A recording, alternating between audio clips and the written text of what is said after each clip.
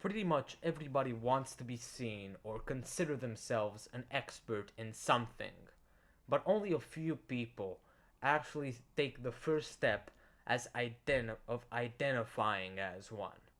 Now, if I were to tell you to run a marathon within a month, right?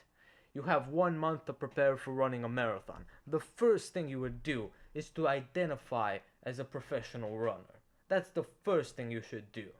Because if your identity doesn't match your desires, then why are you even desiring things that aren't based on who you are, right? So, if you want to be an expert in whatever, in basketball, in linguistics, in mathematics, you first need to assume, to accept the fact that you are meant to, or at least want to, be better than the average person, which to so many people is the definition of an expert, right? So from now on, I want you to see yourself as an expert, as someone who knows more than the average person about that thing, because that's ultimately what an expert is.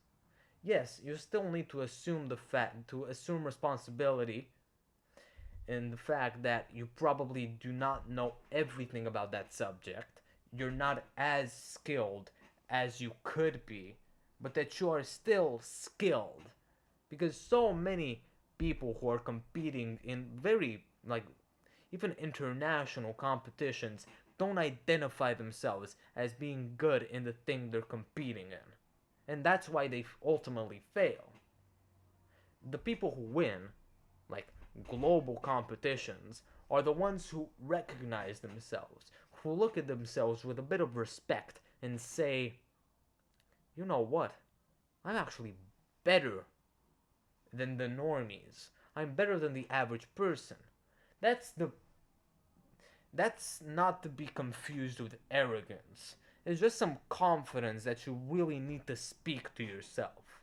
Because arrogance ultimately is saying very, very egotistical things, egocentric things, not thinking them. You can think whatever you like, and your thoughts should definitely be used to your advantage because they're there for a reason. How do you actually assume the identity of the person you want to be?